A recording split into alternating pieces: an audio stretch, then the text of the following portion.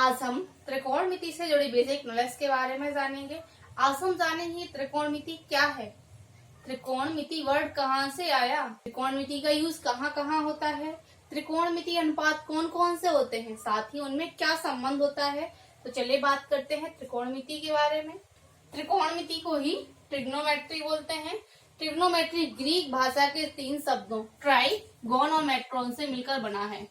Try का अर्थ होता है 3, गॉन का अर्थ होता है भुजा या मेट्रॉन का अर्थ होता है माप। इसके नाम से ही स्पष्ट है, त्रिकोणमिति के द्वारा त्रिभुज की भुजाओं और कोणों के बीच संबंधों का अध्ययन किया जाता है। त्रिकोणमिति का सर्वप्रथम प्रयोग आर्यभट्ट जी ने अपनी पुस्तक आर्यभट्टीयम में किया। अब हम जानेंगे त्रिकोणमितीय अनुपात के बारे में। त्रिकोणमितीय अनुपात 6 होते हैं। साइन, कॉस, टेन, कॉसिक, सेक और कॉट। साइन का अर्थ होता है ज्या, कॉस का अर्थ होता है कोज्या एवं टेन का अर्थ होता है इस्प। अगर हमें इन 3 के नाम पता है तो इन 3 के नाम हमें बहुत आसानी से पता चल जाएंगे, क्योंकि साइन का अपोजिट होता है कॉसिक, कॉस का अपोजिट होता है सेक और टेन का अपोजिट होता है कॉट। जो जिसका अपोजिट होता है उसके नाम के आगे व्यू लगा देने से हमें इसके नाम पता चल जाते हैं। साइन का अपोजिट होता है कॉसिक, साइन का नाम होता है यहाँ पर जया, इसका अर्थ हो जाएगा व्युज्या। इसी प्रकार से कॉस का अपोजिट होता है सेक, इसका यहाँ पर नाम हो जाएगा व्युकोज्या। इसी प्रकार से कॉट का यहाँ पर नेम होगा व्योस्प। इस प्रकार से नैना त्रिकोणमितीय अनुपात के नाम कौन से होते हैं, त्रिकोणमितीय अनुपात कितने होते हैं। अब हम जानेंगे त्रिकोणमितीय अनुपात किस प्रकार से ज्ञात करते हैं। इसके लिए हम सर्वप्रथम एक समकोण त्रिभुज लेते हैं। जैसा कि हम लोग जानते हैं, समकोण त्रिभुज में कोण हमेशा 90 डिग्री का ही बनता है। समकोण के सामने वाली भुजा कहलाती है कर्ण, नीचे की ये भुजा कहलाएगी आधार, ये भुजा कहलाएगी लंब। त्रिकोणमितीय अनुपात ज्ञात करने के लिए हम एक आसान सी ट्रिक का यूज करेंगे, जिसके बारे में कौन सी है वह ट्रिक है लाल बटे कक्का। यहाँ पर हमें इसके मान बस याद रखने कहाँ कौन होता है। पहले सर्वप्रथम होता है साइन, फिर होता है कॉस, टेन, कॉसिक, सेक, यहाँ पर होता है कॉट।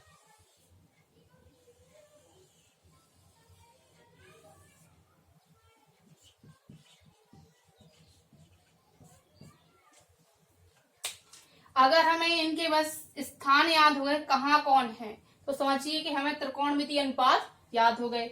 इसलिए क्योंकि अगर हमने साइन की जगह पर कॉस और कॉस की जगह पर साइन कर दिया तो वहीं से सारे मान गलत हो जाएंगे। इसलिए सर्वप्रथम हमें ये अच्छे से याद ही रट ही लेना है कि कहाँ कौन होता है। यहाँ साइन, कॉस, टेन, कॉसिक, सेक, कॉट। इस एक ट्रिक से हमें त्रिकोणमितीय अनुपात के बारे में पता चल जाएगा, साथ ही कौन किसका अपोजिट होता है ये भी पता चल जाएगा। जैसा कि मैंने त्रिकोणमितीय अनुपात अभी पहले बताए थे, तब ये बताया था कि साइन का अपोजिट होता है कॉसिक। देखिए इससे ये चीजें बिल्कुल कंफर्मली याद हो जाएंगी। साइन के बिल्कुल जस्ट नीचे कॉसिक होता है, तो साइन का अपोजिट हो जाएगा कॉसिक, कॉस का अपोजिट सेक और टेन का अपोजिट कॉट। ये दोनों ही एक दूसरे के अपोजिट होते हैं। हमने भी साइन का अपोजिट कॉसिक बोला। अगर कहा जाए कॉसिक का अपोजिट क्या होता है, कॉसिक का अपोजिट साइन, सेक का अपोजिट कॉस, कॉट का अपोजिट टेन। ये क्लॉकवाइज और एंटी क्लॉकवाइज दोनों ही एक दूसरे के अपोजिट होते हैं। अब हम देखते हैं त्रिकोणमितीय अनुपात कैसे ज्ञात करते हैं।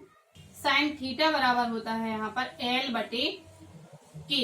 ये यहाँ पर एल है, साइन की जगह एल बटे के कर देंगे। यहाँ पर एल, इस ट्रिक में एल का अर्थ होता है लंब, ए का अर्थ होता है आधार एवं के का अर्थ होता है कर्ण। साइन थीटा बराबर होता है एल बटे के, यहाँ हो जाएगा लंब बटे कर्ण। लंब का मान है वहां पर बीसी और कर्ण का मान हो जाएगा एसी। अब यहाँ पर बात आती है कि थीटा क्या है। थीटा ग्रीक अल्फाबेट का 8वां अक्षर है। दूसरा त्रिकोणमितीय अनुपात होता है कॉस थीटा। कॉस थीटा बराबर हो जाएगा ए बटे के, ए मीन्स आधार, के मीन्स कर्ण, क्या हो जाएगा आधार बटे कर्ण। आधार का मान है ए बी और कर्ण का मान है यहाँ पर ए सी। तीसरा त्रिकोणमितीय अनुपात है टेन थीटा। टेन थीटा बराबर होता है एल बटे ए, लंब बटे आधार। चौथा त्रिकोणमितीय अनुपात है कॉसेक थीटा। देखिए साइन कॉस टेन, कॉसेक पर आए। अब यहाँ पर तो हमने साइन का लिखा था एल बटे के, यानी लंब बटे कर्ण। अब जब नीचे से ले रहे हैं मान तो हम इनको नीचे से लेंगे। यहाँ पर हो जाएगा के बटे एल, यानी कर्ण बटे लंब। पांचवा त्रिकोणमितीय अनुपात है सेक थीटा। सेक थीटा बराबर हो जाएगा के बटे ए, ए मीन्स कर्ण, ए मीन्स आधार। यहाँ हो जाएगा ए सी बटे ए बी। इसी प्रकार से छठवां त्रिकोणमितीय अनुपात होता है कॉट थीटा। इसका मान हो जाएगा ए बटे एल, हाँ आधार बटे लंब। आधार है यहाँ पर ए बी, लंब का मान हो जाएगा बी सी। इस प्रकार से हमने त्रिकोणमितीय अनुपात किस प्रकार से ज्ञात करते हैं ये जाना। ये साथ ही हम लोग ये तो जानते ही हैं कि अगर त्रिभुज में दो भुजाएं ज्ञात हों और तीसरी भुजा का मान ज्ञात करना हो तो हम पाइथागोरस प्रमेय का प्रयोग करके त्रिभुज की तीसरी भुजा का मान ज्ञात कर लेते हैं। साथ ही पाइथागोरस प्रमेय हमेशा समकोण त्रिभुज में ही लागू होती है। अब हम बात करेंगे त्रिकोणमितीय अनुपातों में पारस्परिक संबंध की, कि उनमें क्या संबंध होता है। यहाँ पर इस ट्रिक के बारे में तो हम लोग अच्छे से जानते ही हैं। अब sine cos tan, cosec sec cot, इन सबके मान याद करना है, कहाँ कौन होता है। ये साइन कॉस के मान बताए सबकी कौन कहाँ है, तो हमें ये भी आसानी से पता चल जाएंगे। अब जानेंगे त्रिकोणमितीय अनुपात के व्युत्क्रमानुपाती सूत्रों के बारे में। जैसा कि हम लोग जानते हैं पहला त्रिकोणमितीय अनुपात हो गया साइन थीटा।